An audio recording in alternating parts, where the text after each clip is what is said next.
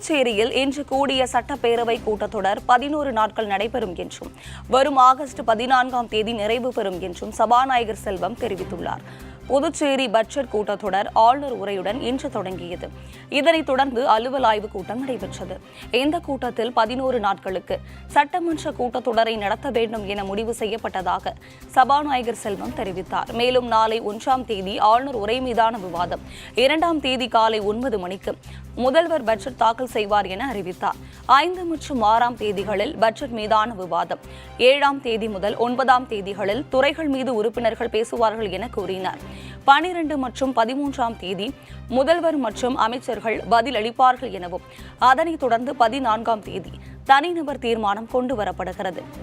அன்றுடன் கூட்டத்தொடர் நிறைவு பெறும் என சபாநாயகர் செல்வம் தெரிவித்தார். பாராளுமன்ற தேர்தலுக்கு பிறகு நடைபெறுகின்ற பட்ஜெட் கூட்டம் என்பதால் அதற்கான ஏற்கனவே 6 மாதத்திற்கான நிதிநிலை அறிக்கை சென்ற மார்ச் மாதமே சமர்ப்பிக்கப்பட்டுவிட்டது. இருக்கின்ற 6 மாதத்திற்கான நிதிநிலை அறிக்கை சட்டமன்ற உறுப்பினர் மற்றும் முதலமைச்சர் உள்ளிட்ட அலுவலக ஆய்வுக்குழு உறுப்பினருக்கு கேட்டது கொண்டதன் அடிப்படையில் கவர்னர் உரையுடன் சேர்த்து 11 நாட்கள் இந்த சட்டப்பேரவை நிகழ்வுகள் நடைபெறுகிறது. 14ஆம் தேதி புதன்கிழமை அன்று தனிநபர் தீர்மானங்களும் அன்றோடு சபை நிகழ்வுகளும் நிறைவேறுகிறது.